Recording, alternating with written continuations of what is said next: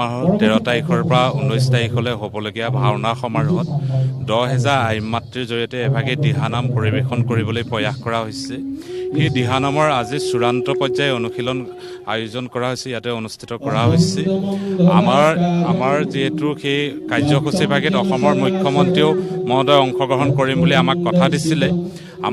আমাৰ স্থানীয় বিধায়ক মানৱ ডেকা ডাঙৰীয়াৰ নেতৃত্বত আমি তেখেতকো লগ কৰিছিলোঁ। আৰু যিহেতু আমাৰ জিলাখনতে মহাপুৰুষ মাধৱদেৱ আৱিৰ্ভাৱ হৈছিলে, মহাপুৰুষজনাৰ আশীৰ্বাদ শিৰত লৈ পেলাই আমি সকলোৱে যাতে জাতি বৰ্ণ ধৰ্ম নিৰ্বিশেষে এই কাৰ্যসূচীভাগে আমি সফল কৰিব পাৰোঁ। এই ভাওনা সমাৰোহৰ পৰাই যাতে সমাজলৈ শান্তিৰ বাৰ্তা যায়, আনন্দৰ বাৰ্তা যায়, সম্প্ৰীতিৰ বাৰ্তা যায়, ঐক্যতাৰ বাৰ্তা যায়। আমি যাতে জাতি বৰ্ণ ধৰ্ম নিৰ্বিশেষে এখন শান্তি সমাজ গঢ়িবলৈ আমি সক্ষম হওঁ। যিহেতু মহাপুৰুষ মাধৱদেৱৰ নেতৃত্বতেই বৈষ্ণৱ ধৰ্মৰ আন্দোলন আমাৰ জিলাখনৰ পৰাই আৰম্ভ হৈছিলে। সেই আদৰ্শক শিৰত লৈ আজি লখিমপুৰ ইয়াত সকলো জাতিৰ মানুহ ইয়াত আছে, সকলো ধৰ্মৰ মানুহ আছে।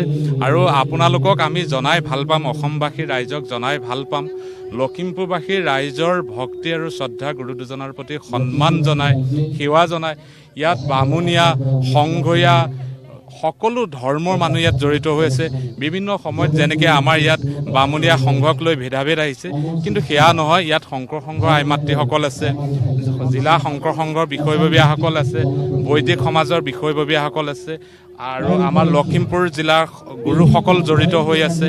আমি সকলোৱে সম্প্ৰীতিভাৱে গোটেই কাৰ্যসূচীভাগি লোৱা হৈছে। জিলাখনৰ দল মত নিৰ্বিশেষে সকলো দল ইয়াত জড়িত হৈ আছে, জিলা প্ৰশাসন জড়িত হৈছে। 7 দিনীয়া কাৰ্যসূচীয়ে অনুষ্ঠিত হ'ব। নিশ্চয়, হয় হয়, নিশ্চিতভাৱে আপুনি চাওক, আজি 2000 আই মাতৃ গোট খাওঁতে কিমান এটা শান্তিৰ নহয়নে বাৰু, কিমান এটা আনন্দৰ, কিমান এটা পবিত্ৰতা ইয়াত প্ৰকাশিত হৈছে। আমি অনুভৱ কৰিছোঁ যেতিয়া 10,000 আই মাতৃ হ'ব, চাওক কেনেকুৱা এটা পৰিৱেশ হ'ব। ইয়াৰ উদ্দেশ্য হৈছে যাতে উঠি অহা প্ৰজন্ম পবিত্ৰ হয়, ইয়াৰ পবিত্ৰতাই, ইয়াৰ সততাই যাতে উঠি অহা প্ৰজন্মক যাতে জ্ঞানী কৰে, ভাল মানুহ হিচাপে গঢ়ে। আমাৰ সমাজখনত যাতে ভাল পৰিৱেশ এটা থাকে, কোনো যাতে ভয় সংশয়ৰ মাজত জীয়াই নাথাকে, সকলো সুৰক্ষিত হৈ থাকে, সকলো যাতে আদৰ্শৱান হয়, সকলো সংস্কাৰী, সকলো ধৰ্ম আত্মা হয়, ধাৰ্মিক হয়, তাৰেই উদ্দেশ্য কৰি এই কাৰ্যসূচীভাগে আয়োজন কৰা হৈছে।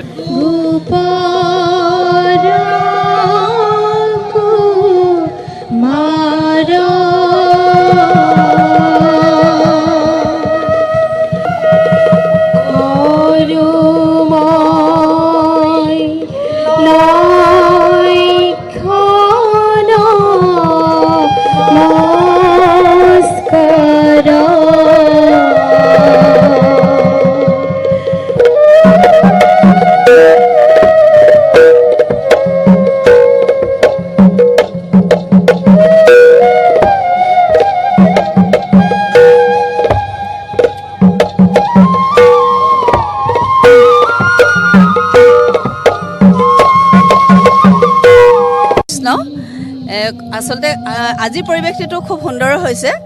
আৰু মানে ধলপুৰ কচুৱা আঠাবাৰী শ্ৰী শ্ৰী গোপাল মহাপ্ৰভুৰ স্থানৰ উদ্যোগত আৰু লখিমপুৰ জিলাৰ সহযোগত 13 মাৰ্চৰ পৰা 19 মাৰ্চলৈকে যি ভাওনা সমাৰোহ পাতিছে, সেই ভাওনা সমাৰোহৰ লগত সংগতি ৰাখি 12,000 মহিলাৰ যি এটা দিহানামৰ অনুষ্ঠান ৰাখিছে, সঁচাকৈ খুব আদৰণীয় অনুষ্ঠান।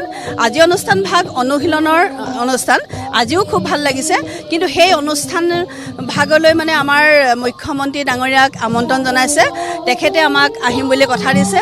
আৰু সেই অনুষ্ঠান 12,000 গৰাকী যি মহিলাৰ দিহানামৰ অনুষ্ঠান হ'ব, সেই অনুষ্ঠান ভাগত আমাৰ মুখ্যমন্ত্ৰী ডাঙৰীয়া আহিব বুলি আমি আগ্ৰহেৰে বাট চাই আছোঁ।